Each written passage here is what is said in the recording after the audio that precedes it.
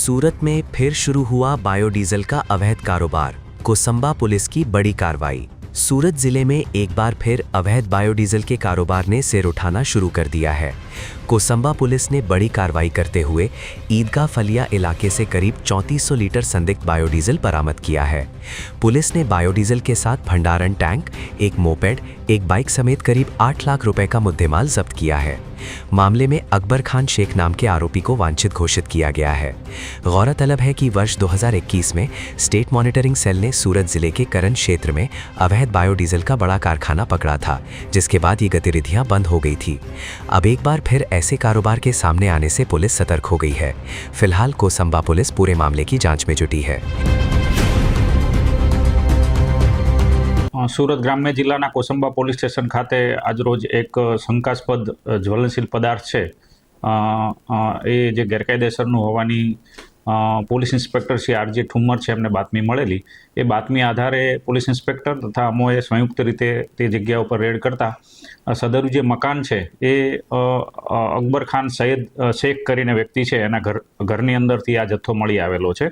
જે ઈદગાહ ફળિયા ખાતે આ ઘર આવેલું છે ત્યાં પંચોની સાથે રેડ કરતા એને ઘરની જે કમ્પાઉન્ડ છે ઘરનું એની અંદર એક સિમેન્ટની ટાંકી બનાવેલી હતી ને એ ટાંકીની અંદર જ્વલનશીલ પદાર્થ છે એને એનો સંગ્રહ કરેલો હતો। એ ઉપરાંત પાછળની સાઈડ પણ એનું અન્ય મકાન આવેલું છે જ્યાં આના મધર રહે છે, ત્યાં પણ એક પિકઅપ ડાલું છે એની અંદર પ્લાસ્ટિકની મોટી ટાંકી છે એની અંદર તથા એકાદ બેરલની અંદર પણ શંકાસ્પદ જ્વલનશીલ પદાર્થ મળી આવેલું છે। આ જગ્યાએ રેડ કરતા કુલ 3400 લીટર જેટલો જ્વલનશીલ પદાર્થનો જથ્થો મળી આવેલ છે, જેની કિંમત 3.5 લાખ રૂપિયા ગણીને કબજે કરવામાં આવેલી છે। આ પિકઅપ બોલેરો વાન છે એ અને એક્ટિવા જે મોપેડ છે એ પણ પોલીસ દ્વારા જપ્ત કરવામાં આવેલું છે। હાલ આ જે અકબર શેખ કરીને જે આરોપી છે તે તથા તપાસમાં જે નીકળે કે ભાઈ જેમાં એ કોની પાસેથી લેતો હતો, કોને આપતો હતો અને આ સિન્ડિકેટની અંદર કોણ કોણ સંકળાયેલું છે એ તમામ વિરુદ્ધમાં હાલ સરકાર તરફે police inspector Shri RJ Thummar દ્વારા ફરિયાદ આપવામાં આવેલી છે અને એની આગળની તપાસ હાલ કરવામાં આવી રહેલ છે। સર, આ જે આરોપી છે અન્ય કોઈ ગુનામાં સંડોવાયેલો છે?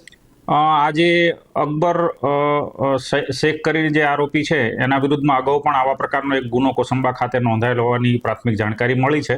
અમે લોકો ઓનલાઈન સર્ચ કરીને આ રેકર્ડ તપાસીને એ બાબતે तपासમાં એને વણી લઈશું। GM न्यूज़ के लिए निलय चौहान, तालुका मांगरोल, जिला सूरत।